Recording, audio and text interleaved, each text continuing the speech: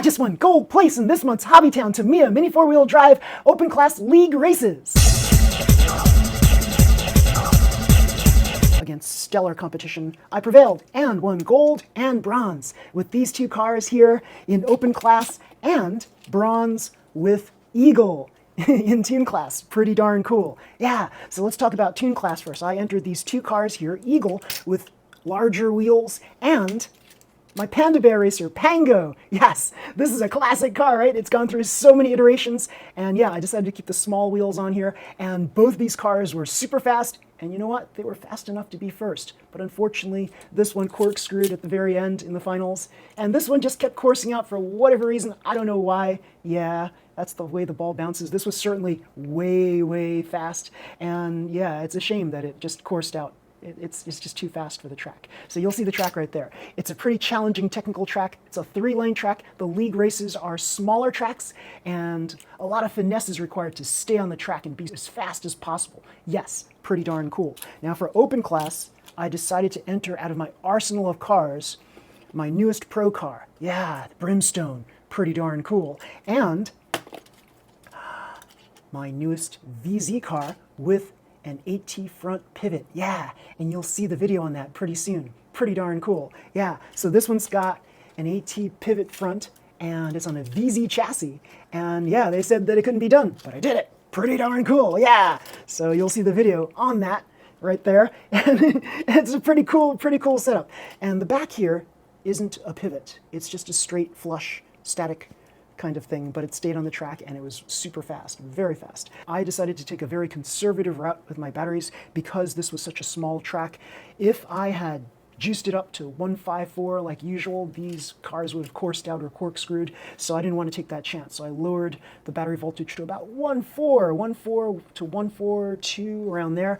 Pretty darn cool. And I think that's really all that was needed. I got these two cars in the finals, and depending on, like, I think if this car were on a different track, it probably would have fared a little bit better. Yeah, but this one prevailed. This one, even though the front countersunk screw broke and I had to find all the pieces, so Eric, the race master, helped me find a whole lot of pieces there, and he found a majority of the pieces, actually. I found some pieces.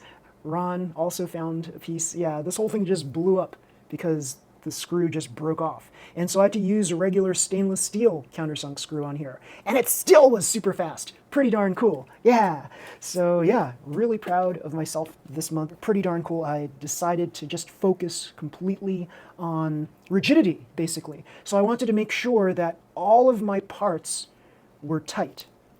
Like anything that was a post, I wanted to make sure that the lock nuts were tight and that there was no possibility that I could potentially course out because something was loose.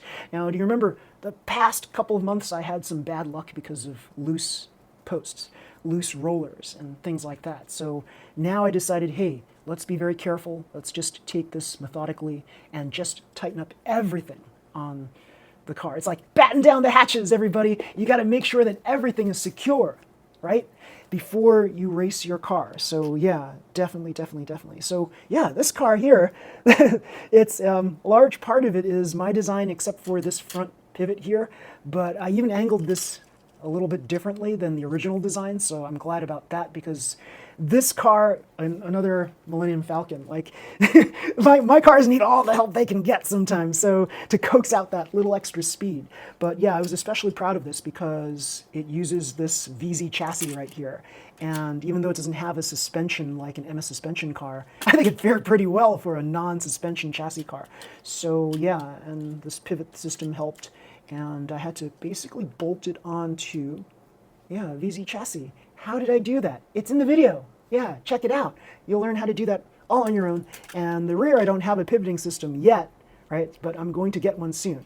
I'm going to fabricate one soon, and of course it's going to be my own design. And yeah, so I raced other cars on the track and they also fared really well, but I really wanted my experimental car that I just built this weekend and my pro car to be in the open class races just to see how they'd fare. Other possibilities that I was going to enter were, yeah, the Precision Mini 4-wheel drive car, and that fared really well too. In fact, I would say that this fared just as well as my car on this particular track, but I knew that, you know, I'm going to save this for another racing event. I have this feeling that this will do well on another racing event. Plus, I want to put some underguards on here too, because I feel that on tight turns, it will probably need an underguard. So, yeah, and I also experimented with this too. Yeah, but this was a little too bulky in the weights here, and I didn't want to remove the weights and change the weights here. So this got like 2 solid weights that I basically adhered together with tape. And so I really wanted to race this one too. This is the one that won bronze in a recent racing event as well. Pretty darn cool. And yeah, pretty cool. My prize for Open Class Gold is a Vanguard Sonic Premium with a carbon Super 2 chassis. Yay, pretty darn cool. I don't have this one. I was going to buy this one like a couple of months ago, but then I decided to hold off on that and just get the Hurricane Sonic instead, and I'm very glad I did. But this one's pretty cool too, because it's got this carbon Super 2 chassis on there. So, as a box stock kit, probably not going to win you very many races, but you can use this part right here, this carbon Super 2 chassis, and you'll fare really well. Very cool. So, why am I wearing this crazy hat, right? This is it. I don't know what kind of a hat this is, but this was like one of the OG Gundams, and you'll see in the picture right here. Whatever that character is, that's like one of the OG Gundams. That's what they told me at the Gundam event. But it's the Gundam Mobile US Tour, and it is a tour that goes on from August until October, and it's all around the country. And what they do is they have like exclusive kits for sale. They also have, like, for first timers, they have a bag full of stuff. Like, they have this bag, and it comes with this free kit right here. Yes, so you can just go and pick up this kit for free. It's basically a very beginner's kit. It's the RX-78-2 Gundam, and yeah, it's like totally easy to build this. And so yeah, there were people who were building this and trying to like beat the time. And whoever like scores the lowest time gets a prize, I think. Yeah, so one of my racing colleagues was out doing this and building this, and he was able to build this in 6 minutes, which is really fast. That's incredibly fast to build something that you've never built before. Pretty cool. So yeah, there's that. And there's also this catalog inside this bag. Oh, the bag is free, by the way, and there's 2 sizes. You can get the small one, which is this. You can also get the larger one, which is like that big. I got both of them. And they both have this design on here. Pretty cool. And here's the back of it. Pretty cool. And you get a hat, and you get this thing too, something that looks like this too. Yeah, so you get a cow. Oh, here it is. Yes, I don't know what this is called, but it has significance to some people. I don't know what you do with it. So here's a catalog. The catalog you get in here, and it's in this really nice plastic folder here. Yeah. So it says here, first U.S. flagship store now open in Times Square. Yay. And in here, what's inside? Whoa, Gundam Breaker 4 ad. And this is for the game. And it says here, pre-order, available August 29. Pretty cool, and here it is. Very cool. Gundam Breaker 4. And they were demoing it at the play booth, so pretty cool. And the Gunpla entry catalog. Pretty cool. So, right here we have a catalog of the various new Gundam kits that are available. Some are very exclusive, folks. So they have a trailer in that parking lot where I was at, and the trailer has like super exclusive kits from Japan, and they were charging prices that you would have purchased. If you were to go to Japan and buy the kit there, that's what they would have charged you there in Japan. So they had those same prices here in the US. So that's pretty darn cool. It's like they're not putting a markup on the kits. It's exactly what the price would be in Japan. Pretty cool. And so I also heard that some of these super exclusive kits, they're going to be released in the US after this entire Mobile Gundam USA tour is over. So yeah, that's pretty cool, isn't it? So yeah, so you get a first sneak peek by attending this mobile tour. And the mobile tour was happening Thursday, Friday, Saturday, and today, Sunday. And that's pretty cool. Very cool. I had never attended one of these kinds of things before. In fact, my experience with Gundam is like, very little, right? So I have 2 kits, basically. I have this beginner kit that's like an imitation Gundam, and then I said to myself, I think I want to buy a real Gundam. And so I did. Oh wait, I have 3 kits actually. So the imitation kit, the real one, which I don't know, it's like a $20 kit, so it's a cheapy kit. I'll build that at some point. I really bought it for my son. And then I have this. And many of you saw this already. This is the Verka version of this thing right here. It's this lavender white robot, right? So in this huge box, this thing is not that tall. So it's pretty small. But because it's the Verka version, the master grade kit, this is supposed to be like very nicely detailed. It's not so-called perfect grade, but it's nicely detailed. And yeah, this is supposed to be like a fine collector's kit right here because it is so nice.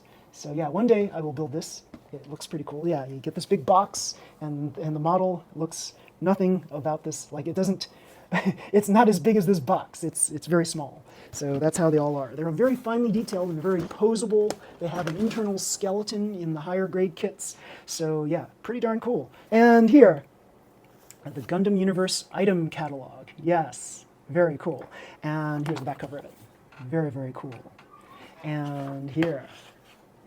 Oh, and because you get, so going back to the hat, you get to get a picture with you wearing the hat in front of several different backgrounds. So that's pretty cool. So free photos, and you get a digital photo, and you get a printed photo too. Very cool. There's also a 6-foot-tall Gundam, like a big suit of armor Gundam that was hand-built, and you get to take a picture with that 6-foot-tall Gundam as well. That's pretty cool. Yeah. So yeah, all the new Gundams that are coming out soon. They're trying to make a big splash scene with this. Yeah, they're trying to like turn this into this is the biggest event in Gundam, right? Like I don't know much about Gundam, but it looks like that from everyone who attended this, you might think like, now, when I was younger, I did lots of, I got into lots of boy activities like building models and stuff, and I remember my parents and my friends were always thinking that I was some sort of weirdo for liking things that boys usually like. And nowadays, it's pretty cool to like those things, to like these things. So yeah, I wasn't into Gundam, right? I wasn't into like robots and stuff, but my brothers were. But I was into models, right? Building models. And I was into lots of things, because I was a tomboy, that's why. So yeah, and like now, there are tons of girls getting into all this stuff. And it's really cool to see that from everything that I've heard about the folks that went through Hobbytown to scan the aisles for all the Gundam kits, 50% of the clientele were women. And that's so cool. That is so, so cool. It is so refreshing to see that. It's so refreshing to see that, you know, like Gundam and other so-called boy hobbies really shouldn't be gender specific like that. They should be for everyone. Yeah. Like you look in NASCAR racing, right? Danica Patrick, I think her name is. Super awesome car driver, race car driver. Girl, yeah. And there's other examples too. And you know what? It's like, why should driving be gendered, right? Why should car things be gendered? They shouldn't be, right? So yeah, pretty cool. So everybody, if you like this video, please slam the like button, subscribe to my channel. You'll see more videos just like this one. Until next time, everybody, see you. Bye.